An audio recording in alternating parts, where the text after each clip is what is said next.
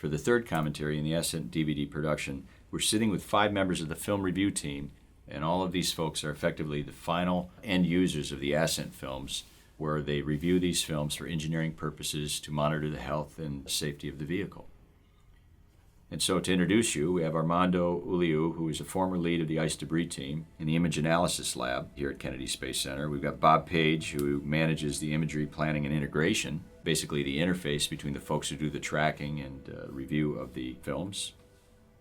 Then we have Sarah Cox and Joy Huff, who are engineers responsible for the thermal protection system on the orbiter. And finally, Scott Lockwood, who at the conclusion of the program was the NASA Imagery Analysis Facility Manager.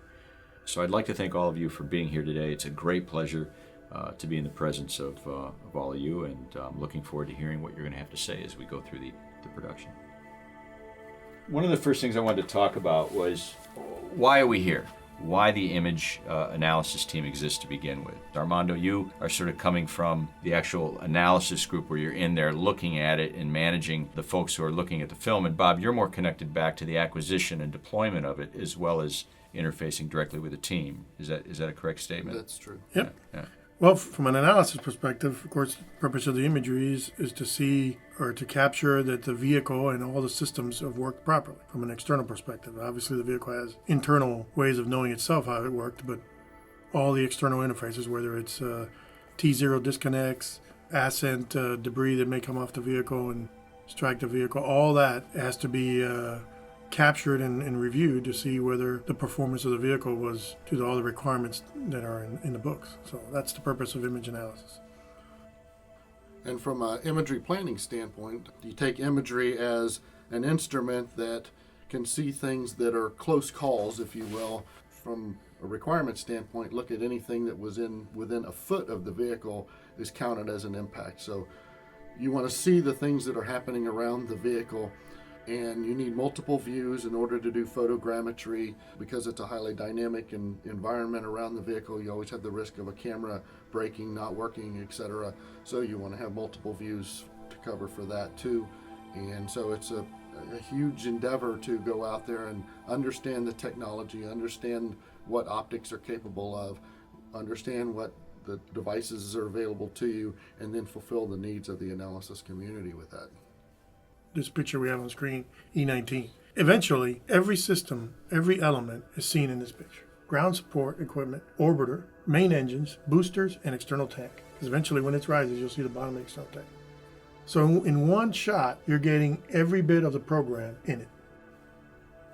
I love this because you see the engines coming on one at a time. And I love it too when the sparkler starter with HBOIs, hydrogen burn-off igniters. I always think of fireflies. No, I love watching engines start they up. are magical. I can sit here and watch them forever. and in fact, from a film review standpoint, I guess we've got a failure on the left HBOY, right? There is a failure of the H-buoy on the opposite side of the screen, the lower left-hand corner of the screen. It shoots out flame instead of sparkles at one point in it, and that's a failure of it, and that would have been reported. So that is not a hydrogen being burned off when that happens. That's actually an anomaly. That's actually an anomaly. Yeah, something to do with that little, it's in essence a little SRB, right? Blowing out particles. Yeah. So it may have had just gas pocket or something. Right. Yeah, because you look at it and you get the number 3 engine or the There number you 1, go. See it? and See it? I just You can see it yeah, now. absolutely, yeah. And now you're seeing hydrogen being burned off, or impurities in hydrogen being burned off. Coming up right about now, there was a piece of tile on engine 2, which is from this view, the back engine on one of the tiles that go around So the engine. rightmost engine here is engine 2, right? Yes. Mm-hmm. There was a tile that goes around the engines on what we call the dome heat shield, broke off, and it is visible when you get to a certain point. You see a pretty good sized chunk, 4 by 3 corner of a tile, which we've seen before. It's not that unusual. Yeah. Because it's just a very harsh environment back there. And these tiles do get beat up over the years because it is so extreme. Once we got the on-orbit imagery, then we knew we could see it and we knew where it came from. At this point, all we saw was something kind of black fall. Oh. We assumed it's always a piece of tile. You never can really tell in these because there it is. There it There's is. a big black piece. You Right see in it front of falling the right in booster. front of the Yeah. So that was a No. piece of tile coming off the That's what we assume. Yeah. I mean, it's always hard to say 100%. right. But then you traced it back on on-orbit inspection to something that was missing from up there, and Yeah. made the connection circumstantially. That Yeah, in out-orbit inspection, we usually don't get very good images of the base heat shield because the lighting, and that's not ever usually our concern, which is this area here that you see all around the engines. You really only need all this thermal protection system for Ascent because it gets Just 'cause the the hot radiant- from the yeah, engines. the radiant plume. So once you get on orbit, we don't really need it for descent. a lot of debris. I mean, if you really observe these films, Yeah, a lot of you frost, just big see, frost chunk. Yeah. Now, as we lift, you'll see, this is what I was getting at. All the elements are here. You can see orbiter, engines, GSC, SRBs, and now even the bottom of the external tank. You saw So the everything in one view. the TSM door when it came closed. There actually some rebound on it. That would have been a reportable because that's then a access for those hot gases to get into the TSM. See some ice falling off the umbilical, trailing down by the SRB. Image analysis, unfortunately, doesn't get attention outside of the image analysis community unless there's something major happening. Certainly the extreme would be a Columbia accident or a Right. Challenger accident. Right. But there are a lot of things that happen in image analysis that there are reactions to, whether they're a small piece of debris that comes within a foot of the vehicle, whether it's we noticed in the image analysis that ice is formed in a certain location. Why did it form there? Did we have a gas leak of some sort or a liquid leak? So there's a lot of little things that happen in image analysis that really the vast majority of the folks in the program probably don't realize is happening.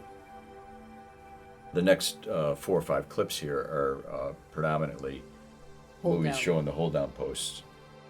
It's a little known fact that the whole vehicle, boosters, tank, and orbiter, are all sitting on 8 of these posts right there.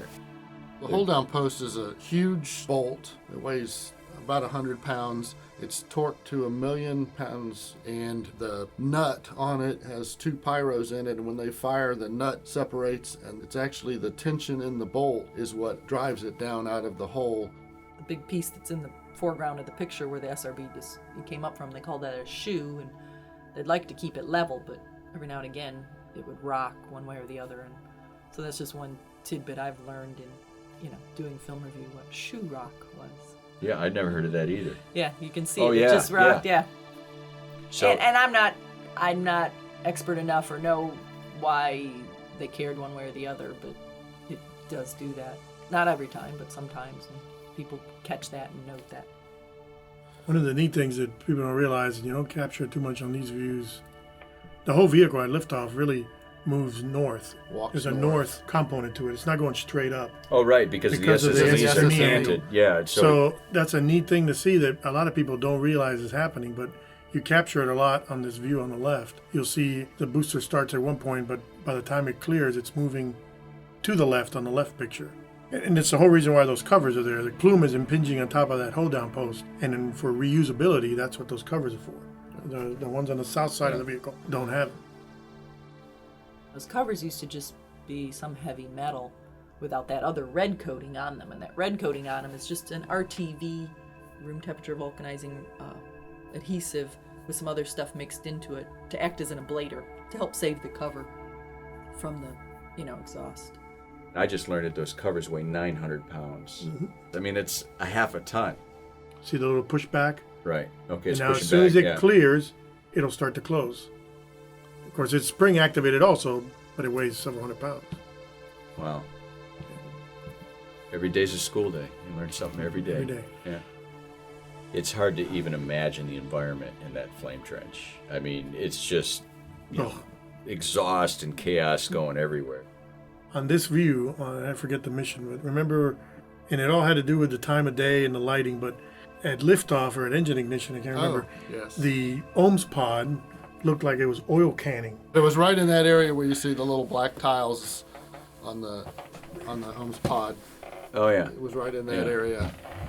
It literally looked like it was vibrating, and folks thought it was literally the structure was oil canning. Of course, there's tiles on there, so it can't be physically doing what we looks like it's doing, because tiles would be popping off left and Yeah, right. they're brittle as... But I mean, literally, it looked like the thing was just bouncing back and forth, like it was about to fall off the vehicle. and it all had to do with optics. It was right at the engine ignition. Yeah, and it has to do with pressure waves from engine ignition and light. Oh, so you had air pressure density changes. Air pressure density, Right. and then the time of day was like at 2 o'clock, so there was the sunlight angle was coming by, Yeah, and I'm yeah. sure that pressure waves were hitting it right, and it caused havoc because people were thinking we had structural failure of an Ohms pod almost, Yeah.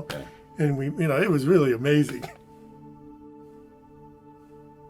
These views, what I think is cool about this umbilical is it's designed to release when it's supposed to and not release when it's not supposed to. Because during engine startup and engine thrust buildup, the whole vehicle is twanging, it's Yeah, you got a tilting 2 over. foot surge. So right? that interface is moving quite a bit. If you looked at that image on the right during engine startup, you'll see that whole T0 move up and then back down and then finally release. Nice shot of the tiles on the bottom of your vehicle here. I'm assuming that the darkest tiles are the new ones that have been replaced, and the more lighter gray ones are the ones been around for a while. Yeah, but actually with the RCC, it's the opposite. The darker ones are the ones that have flown more, and that light gray one you see, that was a new panel. Either brand new or a few flights old. I like the steam plume. The nightmare I have in planning a lot of this imagery and the layout of the cameras is you never know from launch to launch what the wind directions will be, and so where is all that smoke and plume and steam going to go, and how does it obscure the vehicle? That doesn't do the analysis team any good if you can't see the vehicle. So all of that enters into multiple cameras, so that if I couldn't catch it on one side because of the wind direction, I catch it on the other side.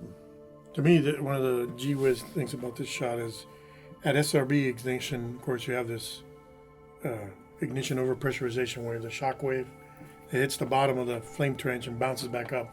So at SRB ignition, the first thing you see that looks like smoke from the flame trench is really a whole lot of water that's being pushed up from those water bags and then eventually gets sucked back down. And that's the purpose of those water And bags, that's the is to purpose of the stop that ignition sound.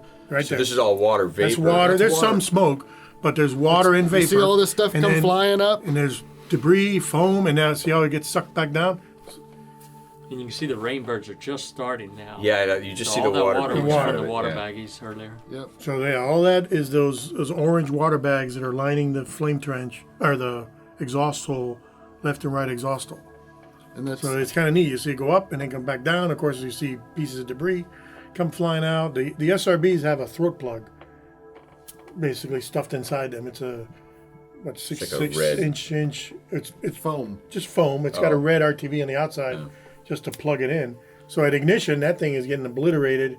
Some of it bounces off the pad, the flame trench, and bounces back up through those exhaust holes. And that's some of those pieces that you see sometimes.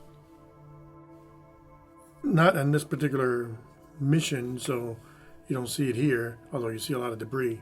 But we've had stuff ejected out of this SRB exhaust hole that of substantial mass before. A bolt came flying really?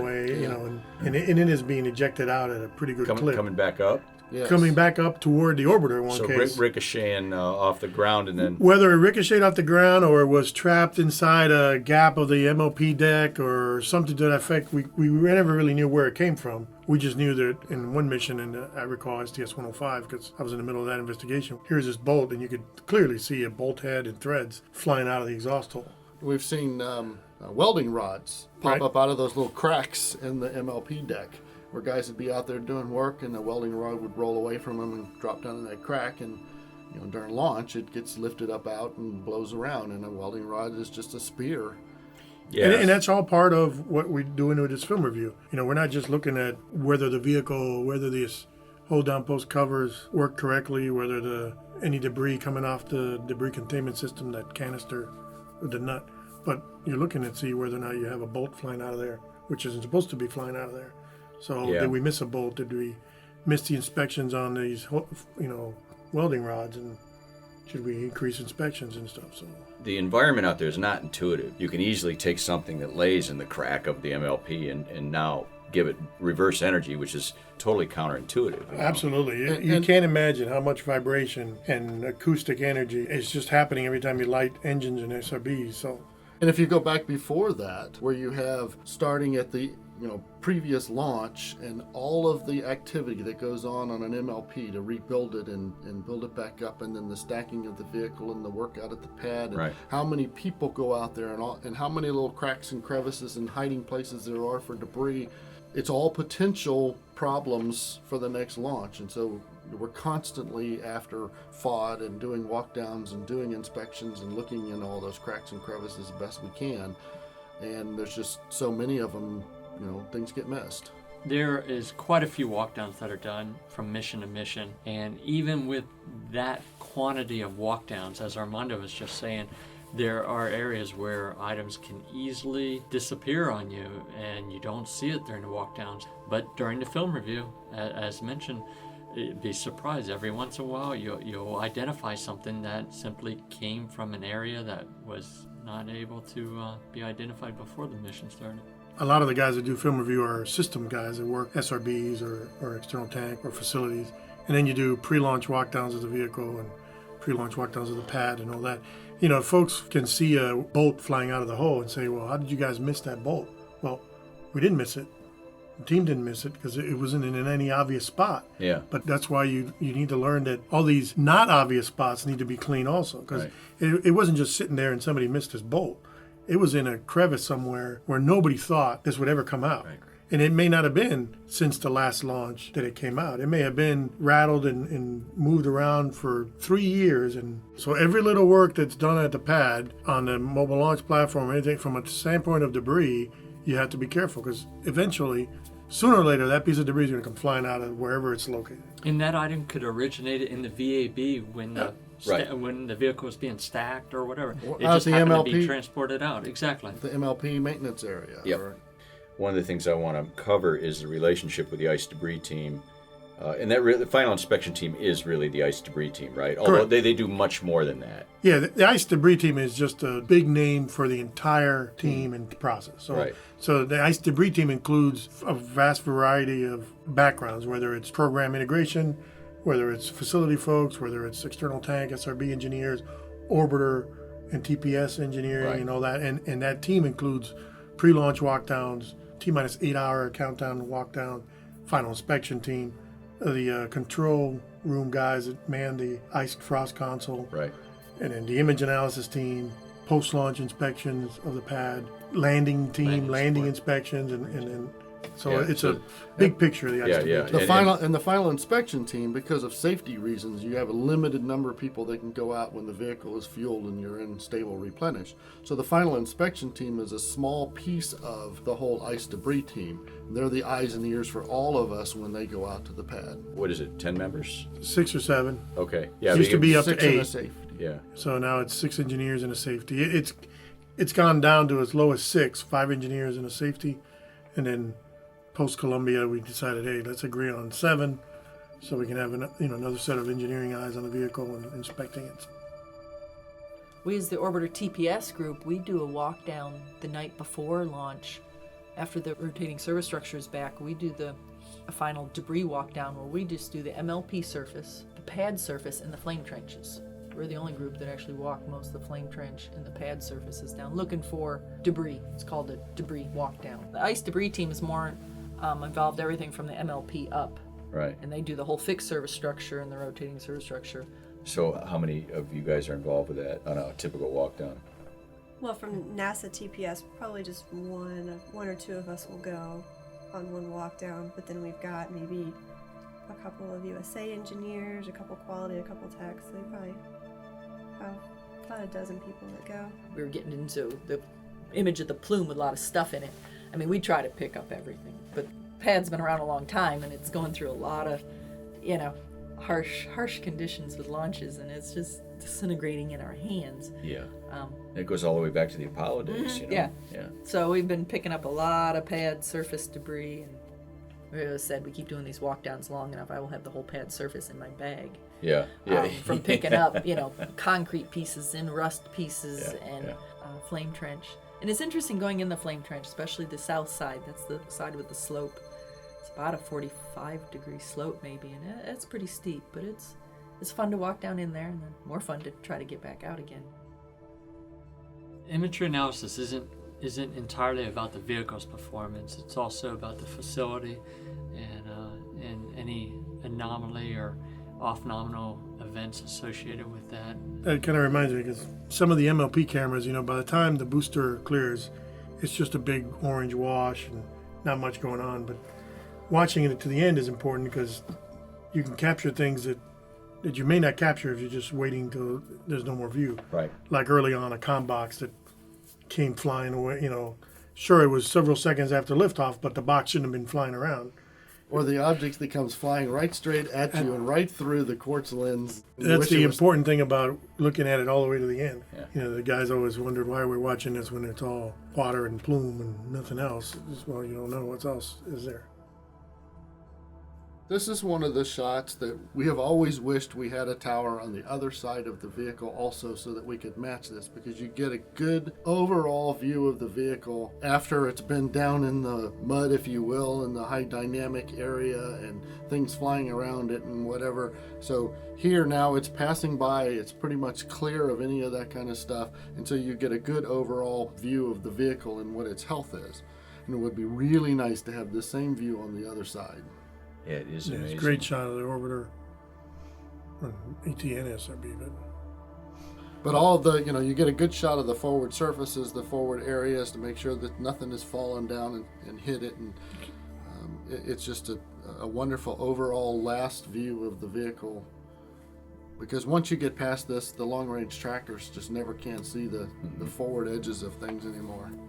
As the umbilicals come by, you can see some of the ice frost from the umbilicals coming off and they're actually moving upward a little bit, obviously, as the They get a momentum little, from the vehicle. Forward Momentum. motion. Yep. Frost on the engines, bells clearly seen. All three of you guys have been on final inspection out on the pad, which has got to be, just to go into the cool aspect of it for a minute, it's got to be pretty sweet to be part of that team. From my perspective, yeah, it absolutely is a cool part of the job. Now, Yeah. It's the now grant ultimate. you, when you're doing a job, I, for one, never ever thought of it. I never realized how cool it was when you're doing it, Yeah.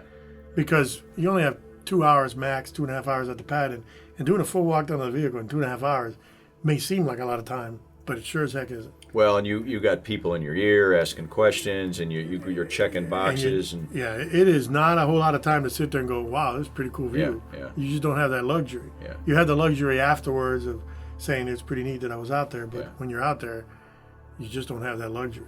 At least I don't remember ever having it. well, And the other side of it is the risk factor in being out there.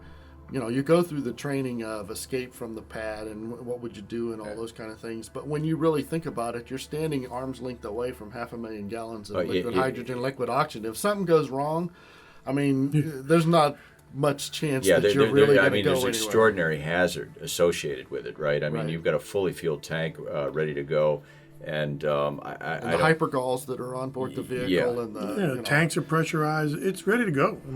Other than systems that are electrically safed, like the pyrotechnics and the range safety system, the vehicle's ready to fly.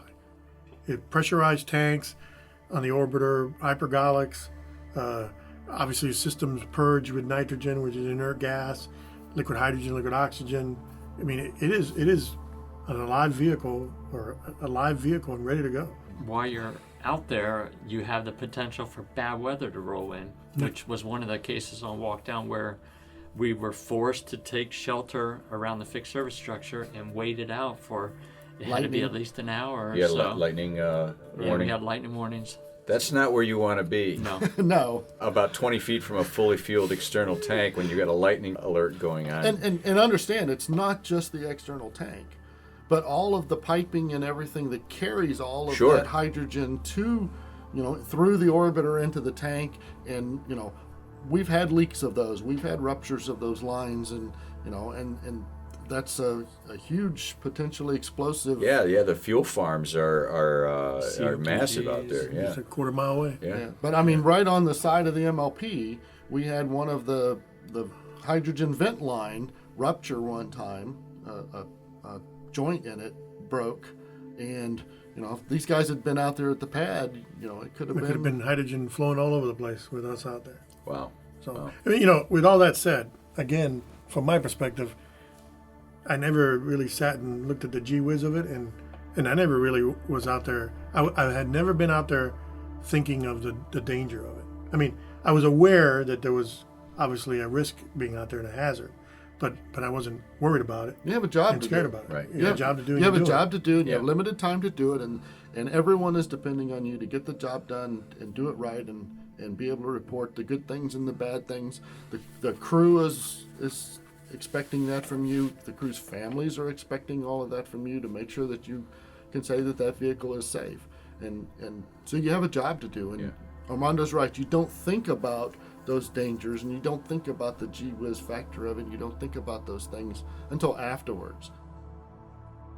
Yes, that's America's last wooden pole on the right there. Yeah. With my last walk down being the final mission of Endeavor, I went into knowing this is the last walk down that I'll ever perform out there, and that's the last mission of Endeavor. So I went into it with the cool factor in the back of my mind. But as these guys said, you're under a constrained amount of time, and I was so focused on getting the particular shots that I wanted to get with the telescope that we had set up. And being that it originally was to be a daylight mission that had gone into nighttime, it added that much more stress upon me that I didn't realize until afterwards that I never actually took a moment to reflect upon that this is Endeavor's last launch while I was out there.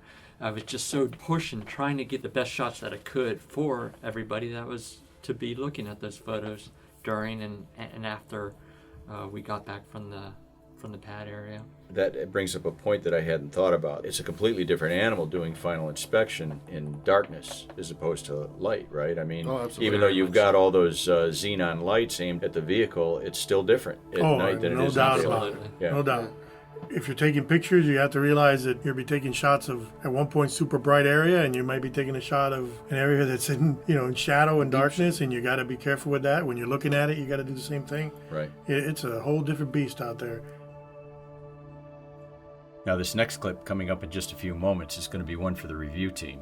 There was a fair amount of black debris coming out of both the front and the back end of the flame trench at SRB ignition, and I certainly wasn't able to identify it when I first looked at the clip. So, Scott, I know you were very familiar with STS-124. Why don't you give us a few words and explain what we're going to see here?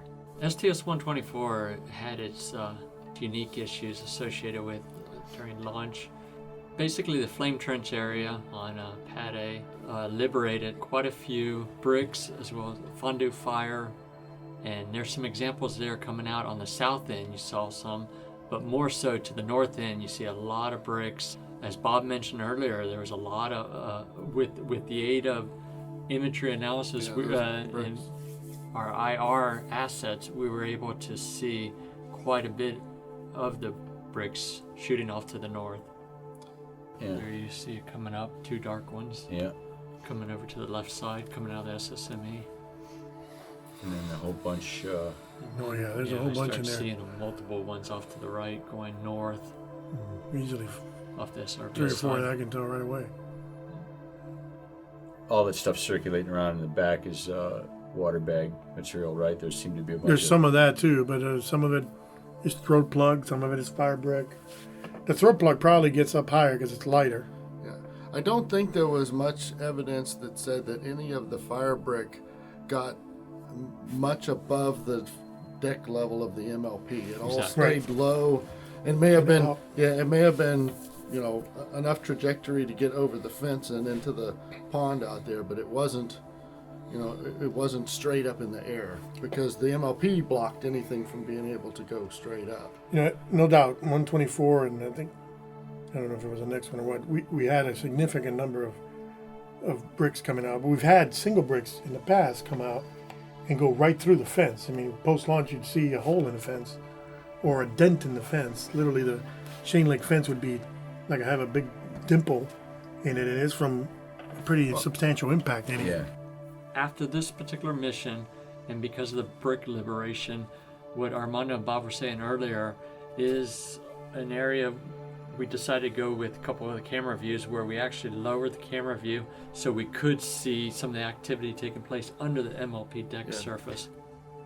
On the 195-foot level where the crew access arm is, the final inspection team stops there and this vent line that's routing hydrogen gas from the external tank out to the flare stack. That line is covered in frost, so on some launch days when the final inspection team is out there on a hot day, on the 195-foot level, you can get access to this vent line, and some of the guys, if not all the guys, are scraping some frost off the line and putting it in the back of their suits just to try to cool off a little bit. It's just a perfect spot to do it. Yeah, because it's so hot up there. You're looking for relief, right? Absolutely. That's a fantastic story. Again, the final inspection team gets sent out at T-minus 3 hours once we're in stable replenish. At the same time, the closeout crew is sent out to begin the work to get ready for the astronaut crew. So the closeout crew, the guys in the white suits that are in All the guys in that the did white the room, signs, the right? guys that did the sign, Yeah. they get sent out there also. So when we're out there, and when the team's out there, these guys are up on a 195-foot level on the orbiter access arm and in the ship, getting the vehicle ready. When the final inspection team, at least I did it, and I'm sure Tom did it too, when the final inspection team got to the 195-foot level, we walk out on the arm, and I would always go into the white room and say my hellos to the team and to the lead of the closeout crew, and just to let them know that we're there and we're about to head down below you guys, so you don't need to worry about us getting in the basket. So it's kind of one of the unofficial, sign-offs between one Right. team and the other. Yeah, it's like a handshake, like yeah. a handshake.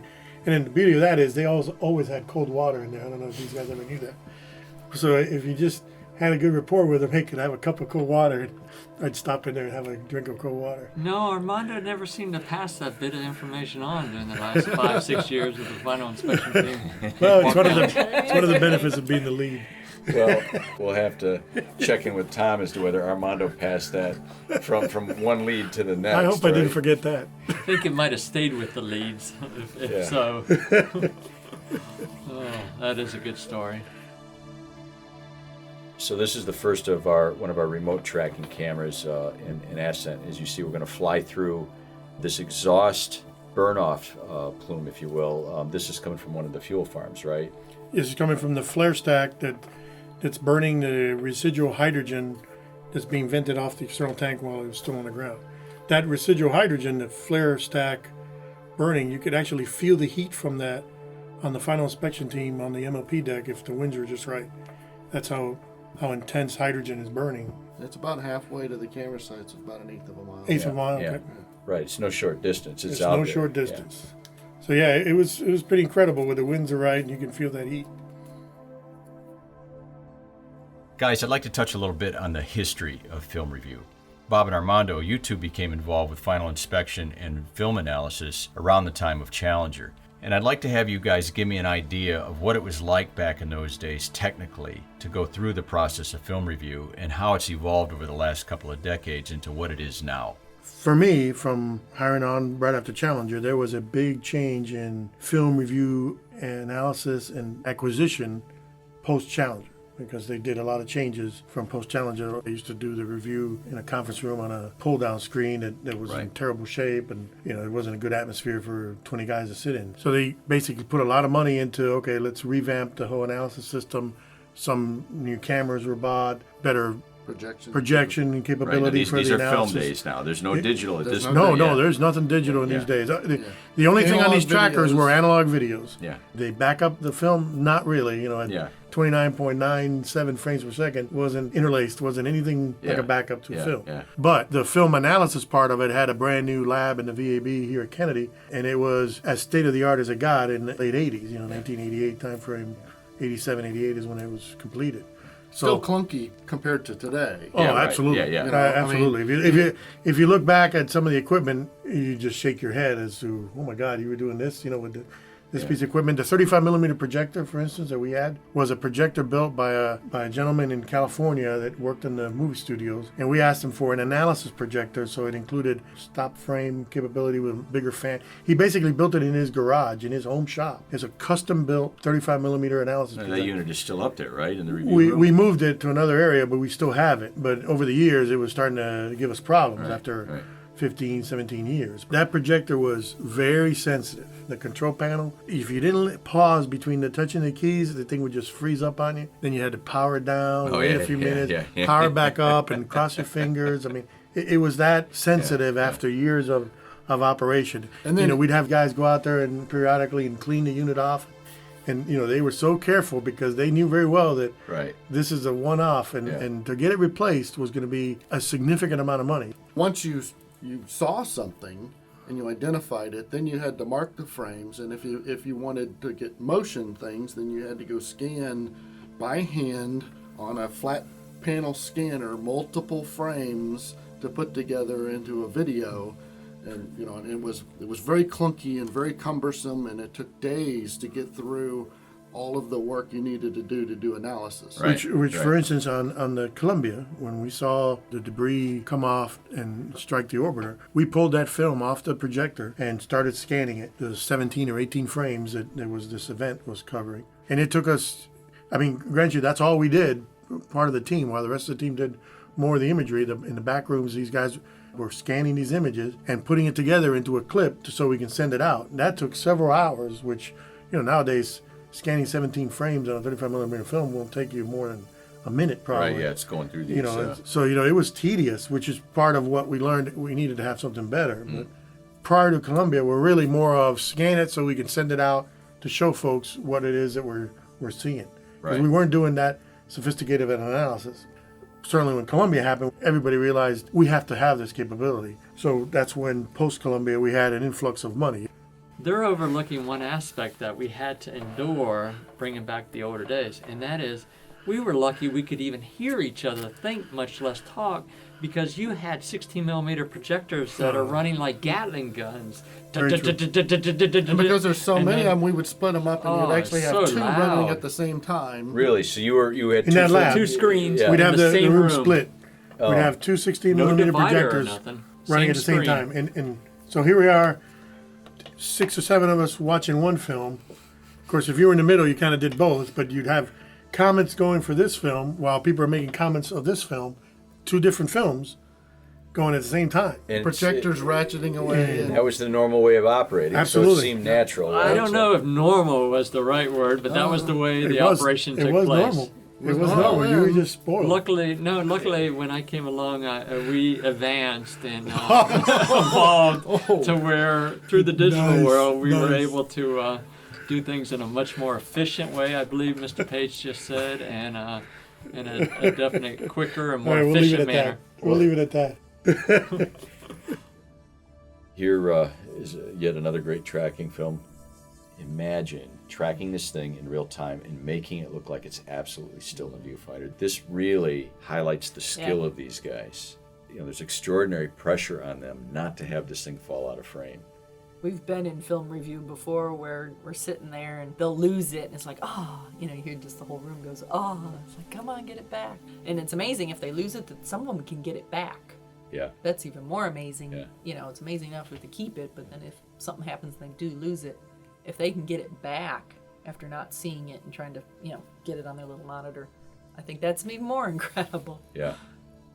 Now this was a case on 124, is if you look at the forward area, the reaction control system, is a piece of Tyvek actually did tear, and a piece is still left there on one of the big oval thrusters. You can see that bright white. That is Tyvek. The cover tore and left that piece. And so that would have been considered a failure or an off nominal item, and it does eventually come off, but it's well past the time it was supposed to. And so something coming off that late could have, caused some small damage somewhere. Yeah, see, it's flicking there a little bit. Yeah, it's becoming more loose, and it'll eventually, and there it went. Which we don't see if it did hit anything, but, those are the kind of things that then could come back to the ohms pod, leading edge of the ohms pod, because now it's going much, faster than when they originally were supposed to come off, and it could have caused just some very small, minor damage on the ohms pod. Interesting thing, during film review, we had many discussions about having checklists. Should we have a checklist during film analysis? And it always came down to no, because the checklist focused you to look for certain things, which distracted you from missing something that might be new or it might be different than was ever before.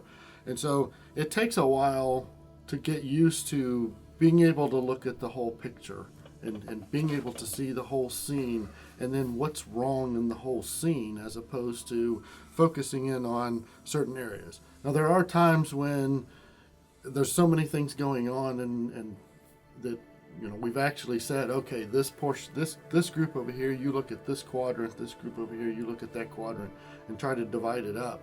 But most of the time you just want an overall view of it and see the things that are wrong. And this would have been the first flight of the Tyvek covers, and you'll see that a couple of them don't come off for well past their allotted time of 13 seconds. One on the right side here, the big oval one stays too long, and then when we rotate and roll, you'll see there's one on the other side still there. And I believe it ended up coming off about 21 seconds. And at that point, we're really, going pretty fast, and it could cause damage. But that was something we learned, once again, we did a new design that did pretty good. They got most of it, but they still had a few flaws with it. The two Tyveks didn't come off at the correct time. And then the other thing we talked about earlier was running the imagery backwards. I just want to say that. And the fact that running it backwards gets you to see things that you may not see when running it forward because the eye is confused with the backward motion of the vehicle, which is not the normal thing that you would see, and so things that are moving opposite that then just jump out at you. You're right. Your attention gets drawn to things that you don't normally see. No, normally see. And the part about focusing in on certain parts of the imagery or not, it's almost by default that some folks would focus in on certain things because the team is made up of system guys. So there were external tank engineers, there's SRB engineers, there's orbiter, TPS folks and stuff. So when you first start looking at the imagery, the first time you see a film or a particular film number, the external tank guys are probably focusing in on the external tank. Right. And the SRB guys are focusing in on the SRBs. And so you've gotten a little bit of that already. So as you go through the film, like Bob said, you go through the film forward first, and then you're going through reverse, and somebody says, oh, I see something coming off this area of the ETSRB. Okay, well then when you start seeing it in reverse, then other people focus in on it and try to figure out what it is you're looking at. And so it's kind of it is part of a team effort of going back and forth and looking at all these different, having all these different people look at the whole image.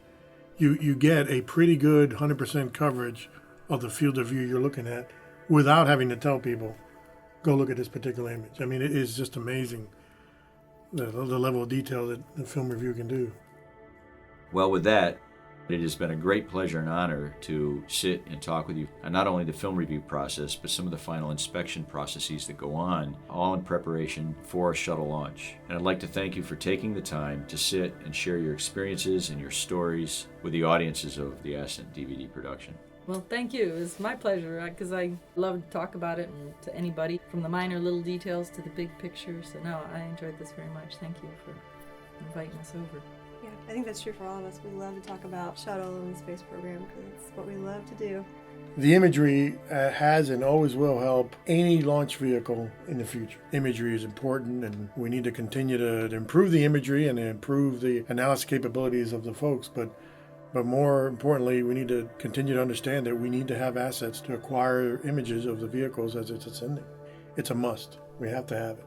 Whether it's film or video, certainly video is increasing in capability, so we could one day do without film, but we have to have imagery of asset of any vehicle. We're visually oriented people, and with exploration, we need to be able to document that and capture that to be able to show to everybody. Unfortunately, at this time period, it's only a handful of men and women that get to take such a journey. And if it wasn't for that imagery capturing capability and being able to let the rest of us see that through their eyes, it would be a deficiency and a shame for the rest of us if that didn't exist. So I'm all about imagery, and I'm a sole supporter of that.